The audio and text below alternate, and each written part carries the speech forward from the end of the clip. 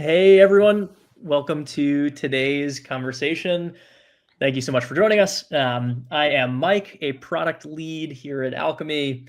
I think it goes without saying, but it has been an extraordinary couple of months for the Solana ecosystem. There's been tons of institutional adoption. Solana treasuries, including HSDT, led by Cosmo and Pantera, are now powering hundreds of millions of dollars in SOL with their balance sheets. Bitwise launched the first Solana ETF. We're seeing major enterprises starting to tokenize everything from payments to equity. And even remittance players, traditional remittance players like Western Union, have been going all in on building product on top of Solana. All extremely exciting to see, and I think points to the fact that we're at a clear inflection point. Solana is no longer just high performance infrastructure. It is institutional grade financial infrastructure being very quickly adopted by that world. And so that is exactly why this group is here today. Some of the experts from every side of institutional adoption of Solana. Today we have Joe Lau, president and co-founder from here at Alchemy, Nick Dukoff, head of institutions from the Solana Foundation, and Cosmo Zhang, general partner at Pantera. Very excited for all three to be here with us. I guess without further ado, we'll jump in. Like I mentioned, really excited for you guys to be here to talk about how Solana is entering this next institutional chapter.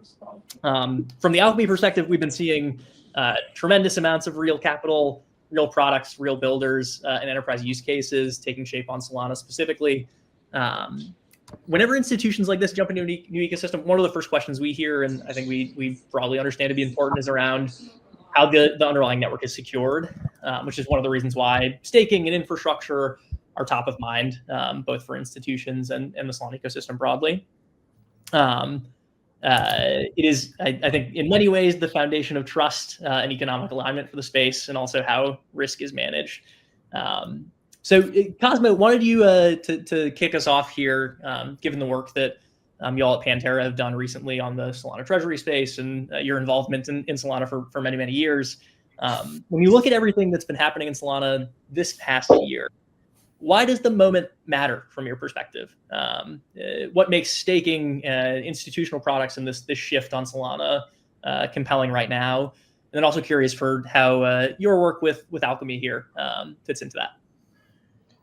Well, first, thanks, Mike, for having me. I do think the conversation around Solana right now is incredibly exciting and timely for both sort of bigger picture reasons related to digital assets and where it sits in the general sphere, as well as specific to Solana.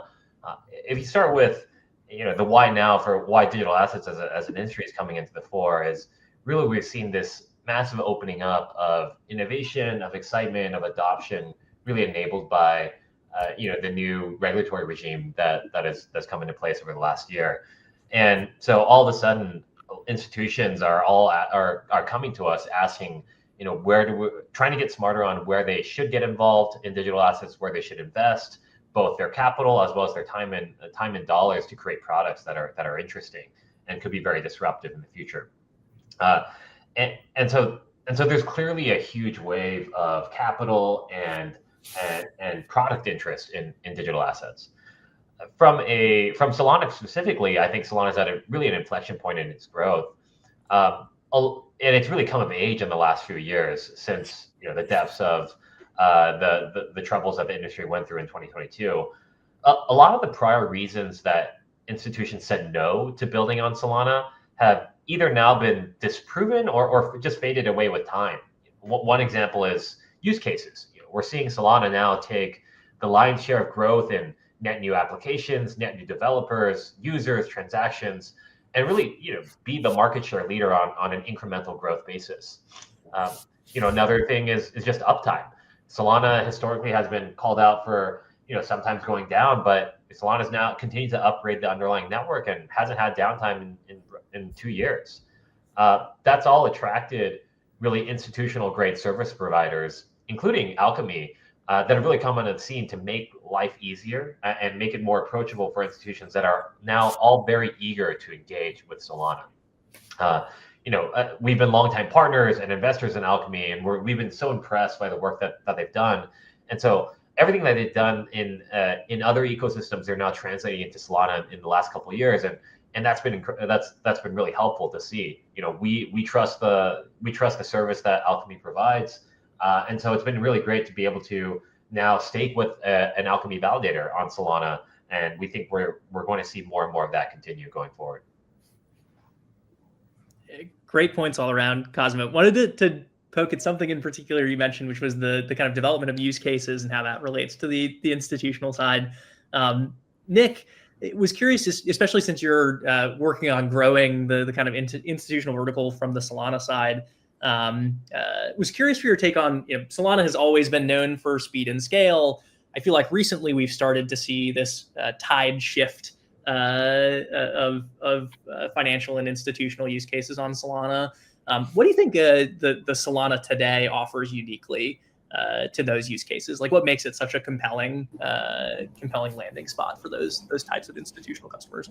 That's a great question. I think the reason that Solana is so compelling is because it's a general purpose blockchain that has tons of liquidity and both institutional and retail users.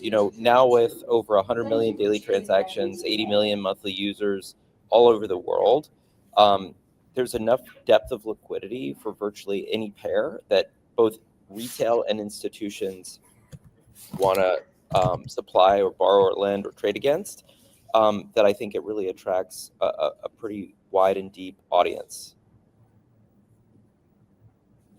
That makes a ton of sense. So it sounds like liquidity may be key to this particular set of folks being able to successfully deploy on Solana.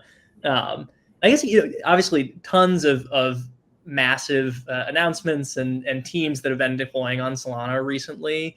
What do you think that says about Solana's evolution, maybe from being a DeFi powerhouse in its earlier days to now the enterprise grade side of things? Is that also driven by the liquidity story, or are there other pieces of both Solana as a protocol and the ecosystem that you think are important there?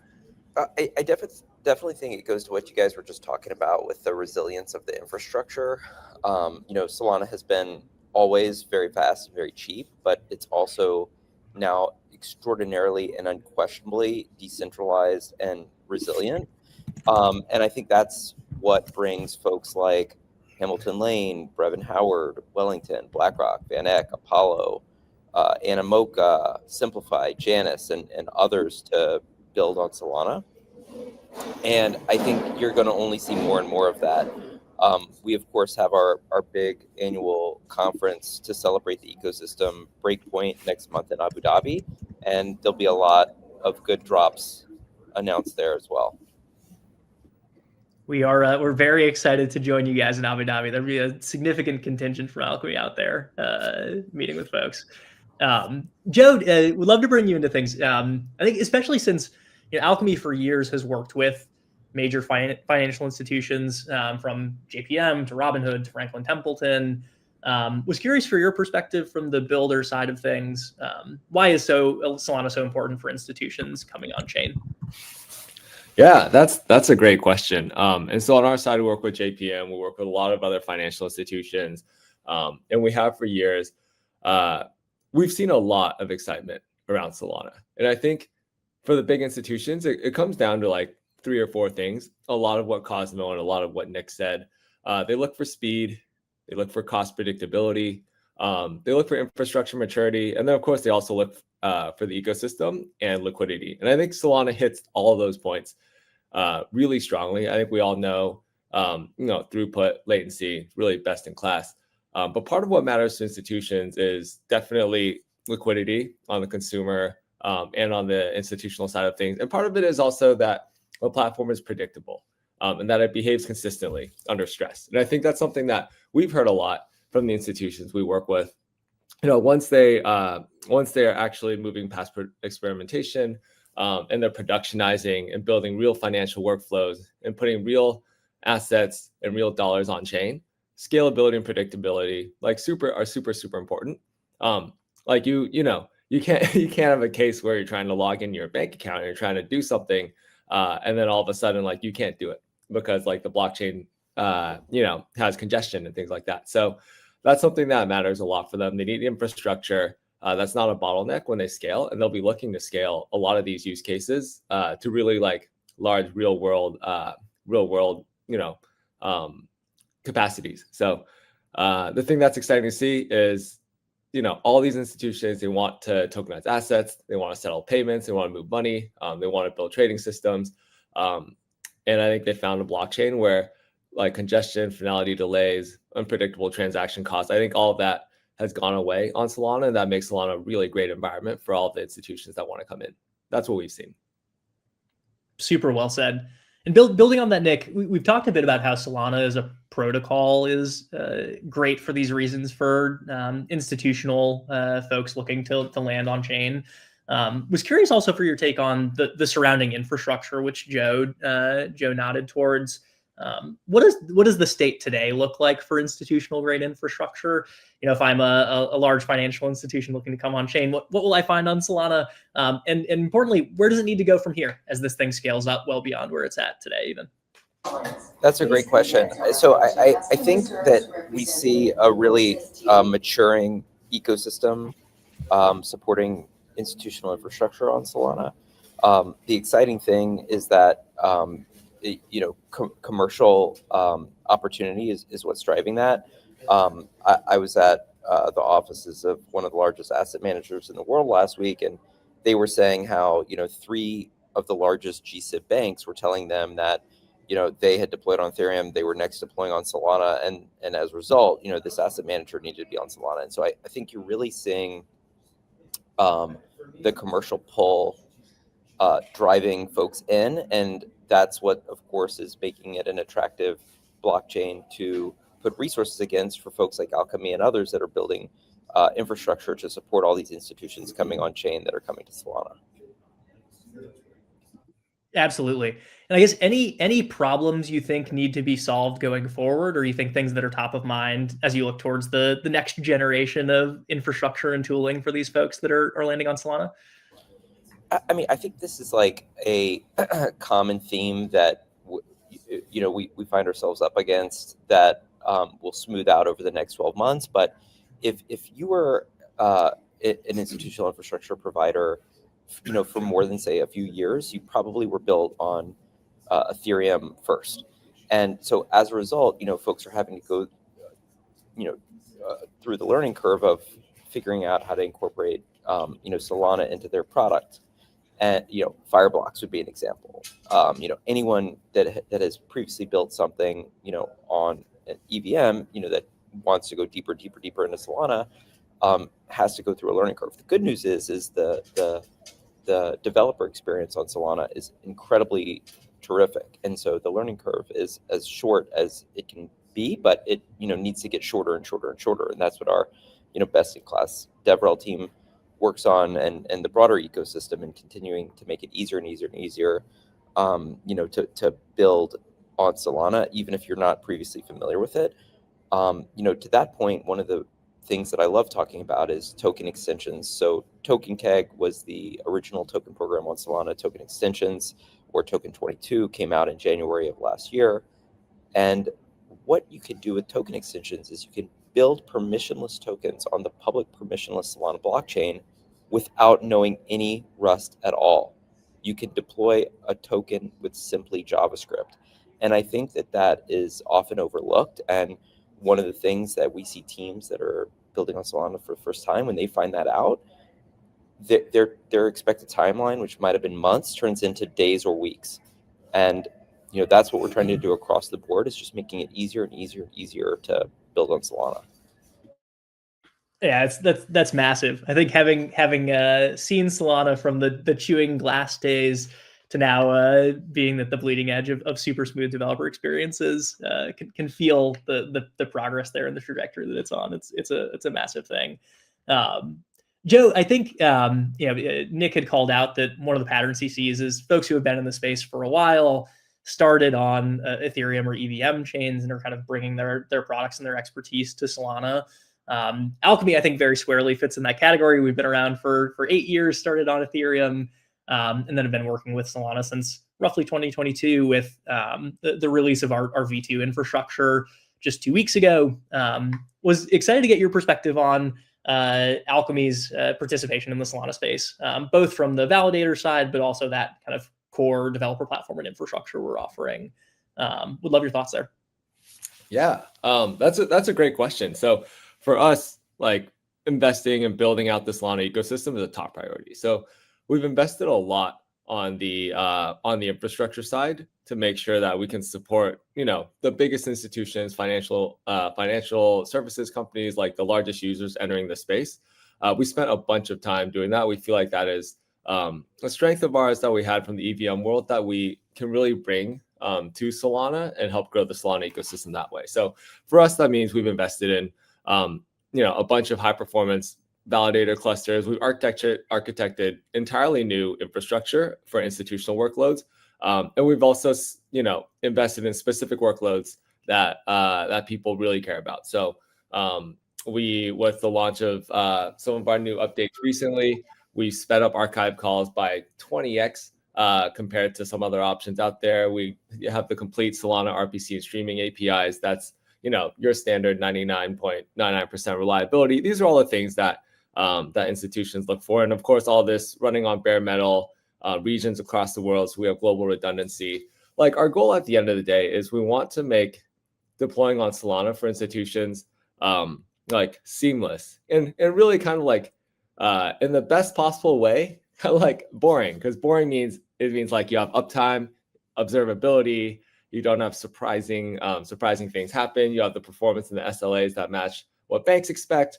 I think what we found, we work with, crypto native companies all the way up to Fortune 500s and banks. And that's just the larger companies have a higher requirement than what we've seen in the crypto space. And so we've worked really hard to deliver that so that when people come into the Solana ecosystem, they get the experience and the quality of service that they really care about. So when we're working with like a JPM or like a Robinhood and they're building on Solana, they should really be thinking about their product. And that's why we're here. So I think in a nutshell, the things that we really focus on are we try to make sure anyone coming in gets real institutional enterprise grade products. So we spend a lot of time just making sure security and compliance is there. We've passed the most rigorous security and compliance checks for companies like banks. Obviously, SOC 2, OFAC, GDPR compliant. These are all things that these institutions need, along with your standard enterprise grade observability, monitoring, and incident response and engineering support. So we've been doing this for 8 years. We work with a lot of financial services companies today already. Stripe, Circle, mentioned JPM, Robinhood already, Coinbase, Solana specifically, work with Soulflare, Robinhood, OpenSea, Circle, again, like so many exciting companies in this space. And we manage, over 150 billion in annual transaction. We have zero tolerance for downtime. Our top focus is making sure companies are successful on Solana when they come into the space, and we've worked really hard to make that happen. Zooming in maybe from institutions broadly to a specific category that's been, I think, exciting over, call it, the last 6 months. Digital asset treasuries, I think, especially most recently on Solana, getting a lot of attention. And also curious from your perspective, Joe. So for digital asset treasuries like HSDT launched by Pantera, and also folks like Pantera themselves, what do you see as being important in the infrastructure that they need to run and the kind of possibilities that they have in doing so?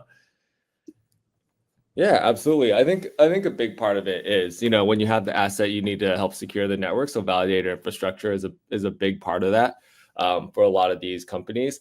I think also, more broadly, as more companies come into space and they're delivering things like tokenized assets on chain,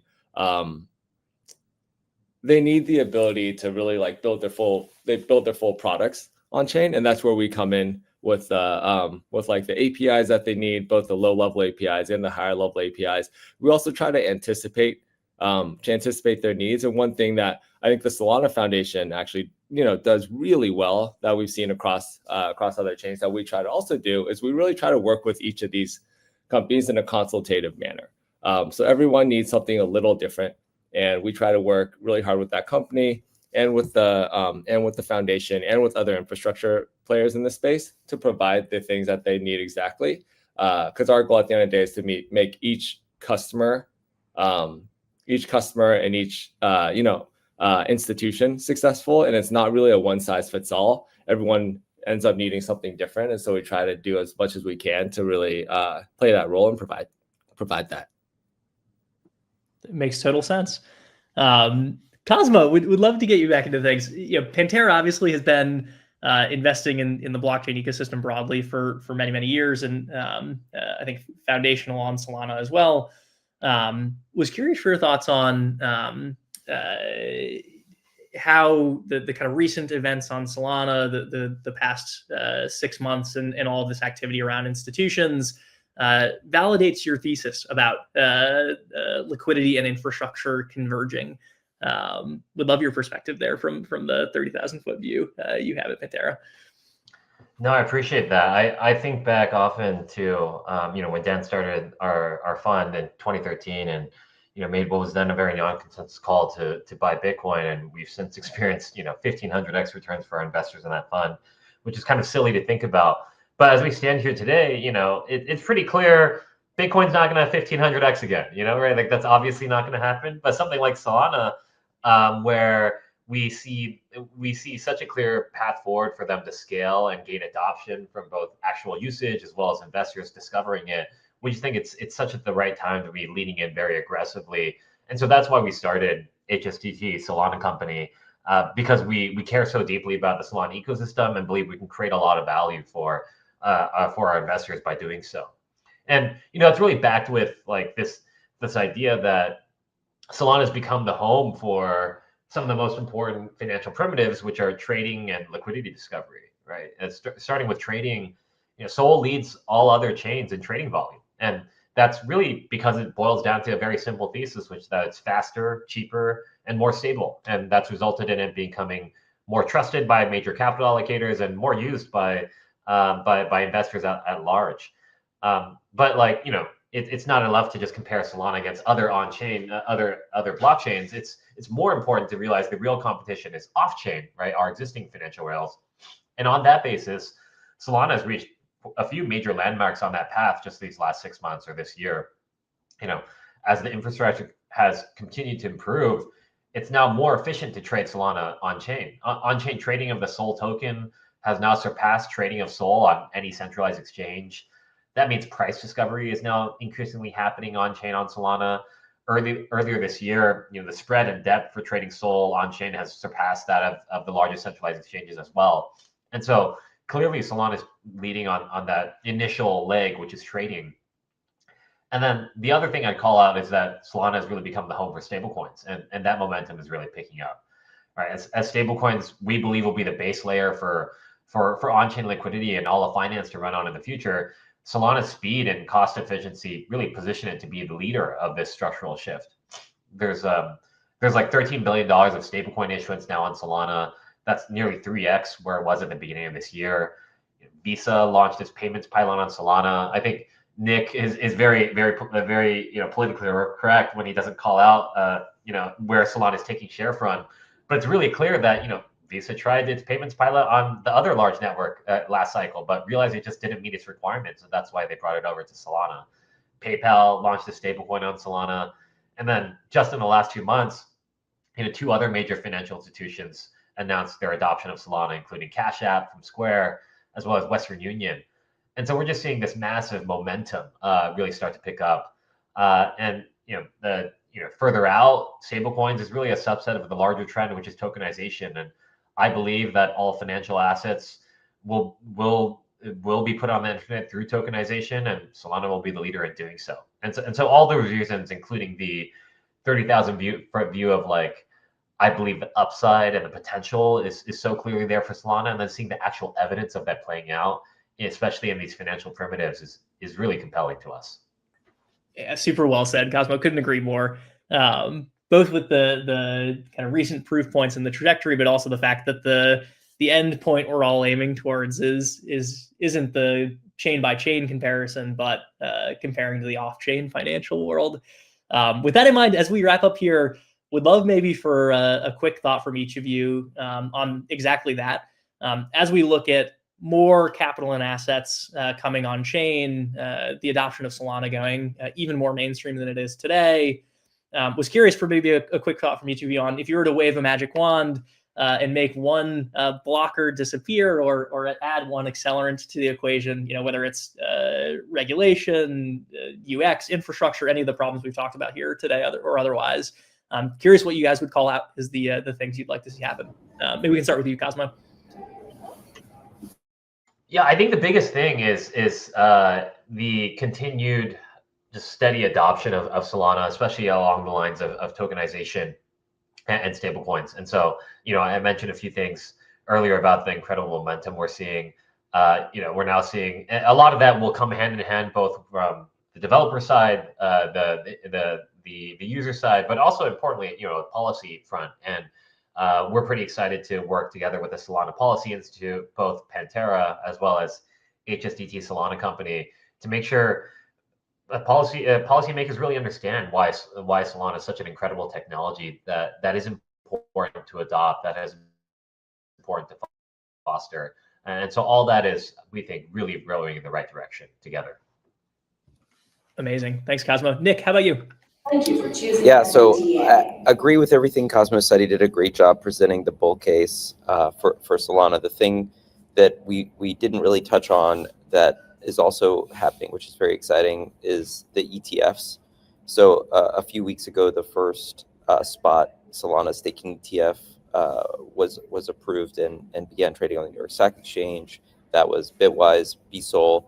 Since then, we've seen a number of others: Grayscale, Fidelity, Canary, Van Eck, and then a couple more that have been filed but not yet approved from Franklin Templeton and Invesco. And now all of these asset managers have skin in the game to educate their investor base and activate advisors around the country to educate their investors about the opportunity with Solana. And I think that's incredibly exciting. We often joke it's still day one, it's one more hard quarter, but I really do feel that way. And it's just such an incredible base on which to build on. And it's thanks to everyone on the call and everyone else out there listening that's contributing to the Solana ecosystem in whatever way you're contributing. We appreciate you, and we want to go from the 80 million monthly active users on Solana today to 8 billion. So 1% of the way there, 99% to go, and so much upside from here. It's amazing stuff. Super well said, Nick. And finally, last but not least, Joe, curious for thoughts on this. Yeah, I love what Nick and Cosmo said. Like, there is so much momentum behind Solana right now, and so many things are going right. And that's, from hard work from everyone on this call, everyone in the ecosystem. On my side, I think, regulation is table stakes, and I hope we get that in policy sorted out. But I'm personally thinking a lot about UX and infrastructure, because I think the more we can help institutions come into the space, the more we can build both financial products and products for retail and products for consumer. I think that brings in more people, it brings in more liquidity, that brings in more interest again, which means, again, more developers, more institutions coming in, and it really spins the flywheel. And I think having great user experience, great ability to develop on chain, that's what helps get us there. So I would say that is an accelerant that I'm really excited about. Thank you, Joe. And just to wrap it up, thank you so much, Joe, Nick, Cosmo, for joining us. Couldn't imagine a more well-rounded or qualified panel to talk about institutional finance on Solana. Thank you so much for taking the time. Really enjoyed the conversation, and hope you guys have a good rest of your day.